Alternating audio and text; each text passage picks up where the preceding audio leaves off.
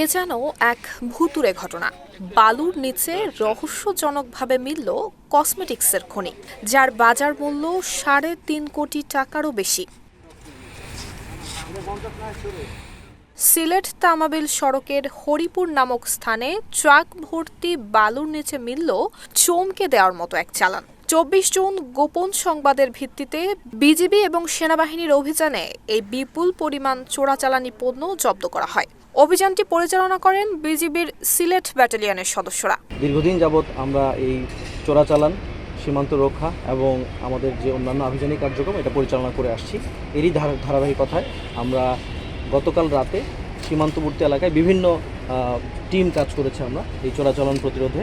সেই অপারেশনের মাধ্যমে আমরা একটা বড় চালান আজকে ধরতে পেরেছি। এখানে আপনারা দেখতে পেরেছেন যে অভিনব উপায়ে একটা ট্রাকের ভিতরে তারা যারা চোরাচালানি করে তারা বিভিন্ন ক্লবজি ক্রিম, ফেস ওয়াশ, এই ধরনের কসমেটিক্স আইটেম মূলত এখানে আছে। আর এছাড়াও সীমান্তবর্তী এলাকায় আমাদের ভারতীয় বিভিন্ন শাড়ি, চিনি, বাংলাদেশ থেকে পাচার হওয়া শিং মাছ, এই আইটেমগুলো আমরা গতকাল রাতে জব্দ করেছি। আমাদের গোয়াইনঘাটের সীমান্তবর্তী এলাকাগুলো থেকেই এই জিনিসগুলো ছোট ছোট আকারে আসে এবং সীমান্তবর্তী এলাকায় কিছু গোডাউনে লুকায়িত অবস্থায় এটা থাকে এবং গতকাল রাতে এটা লোড হয় বিভিন্ন এলাকা থেকে। লোড হওয়ার পরবর্তীতে আমরা এটা ট্র্যাক করি এবং সেখানে দেখতে পাই যে অন্য আরেকটা জায়গায় এটাতে বালি দিয়ে ঢেকে আমাদের চোখে ফাঁকি দেওয়ার জন্য, এটা মূলত একটা বালির একটা ট্রাক, এই আইডিয়া দেওয়ার জন্যই মূলত বালি দিয়ে এটা ঢেকে নিয়ে যাওয়া হচ্ছিল। অভিযানে অংশ নেওয়া কর্মকর্তারা জানান, বালুর নিচে লুকিয়ে রাখা হয়েছিল নামি দামি ব্র্যান্ডের বিভিন্ন ধরনের ভারতীয় কসমেটিক্স পণ্য।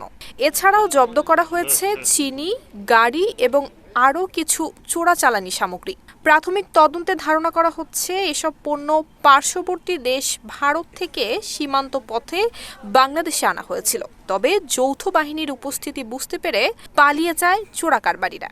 এর ফলে কাউকে শনাক্ত কিংবা আটক করা সম্ভব হয়নি। নুসরাত জাহান মেহেক, ঢাকা পোস্ট।